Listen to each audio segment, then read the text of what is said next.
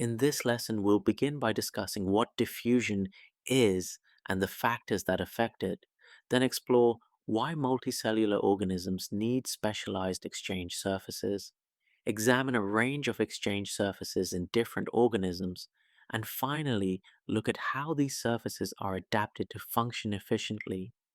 Let's begin with understanding what diffusion is. Diffusion is the spreading out of particles of any substance in solution, or particles of a gas, resulting in a net movement from an area of higher concentration to an area of lower concentration. This process happens naturally without requiring energy. It's occurring all around us and within our bodies constantly. For example, oxygen and carbon dioxide are exchanged in our lungs by diffusion. Waste products like urea also diffuse from our cells into the blood for excretion by the kidneys. Several factors affect how quickly diffusion happens. The first is the concentration gradient. The bigger the difference in concentration, the faster the rate of diffusion.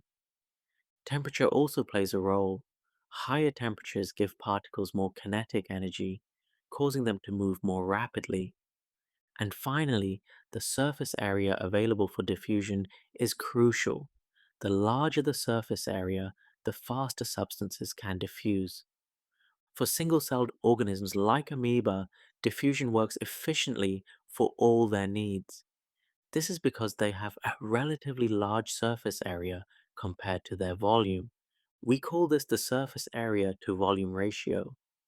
However, as organisms become larger and more complex, this ratio decreases.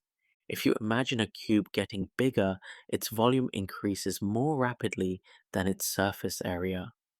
This means that for large multicellular organisms, simple diffusion across the body surface would be far too slow to supply all cells with what they need. This is why larger organisms have evolved specialized exchange surfaces and transport systems. These surfaces allow efficient transfer of materials between the organism and its environment. Let's look at how exchange surfaces in different organisms are adapted for efficient diffusion. All effective exchange surfaces share certain features that help maximize the rate of diffusion. First, they have a large surface area.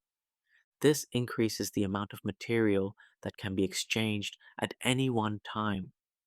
For example, the human lungs contain millions of tiny air sacs called alveoli.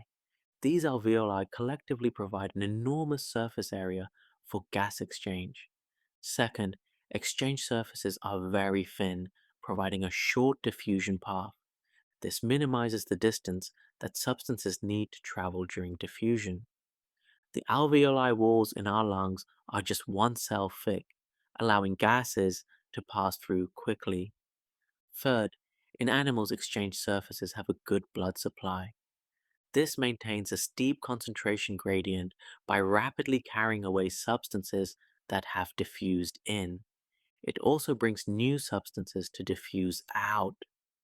Our lungs have a dense network of capillaries surrounding each alveolus for this purpose.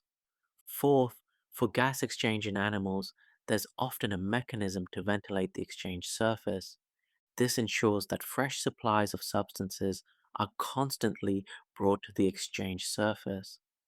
In humans, this happens through breathing, which brings fresh air into the lungs. Now let's look at specific examples of exchange surfaces in other organisms. In fish, gills serve as the respiratory exchange surface. Water flows over the gill filaments in one direction while blood flows through the capillaries in the opposite direction.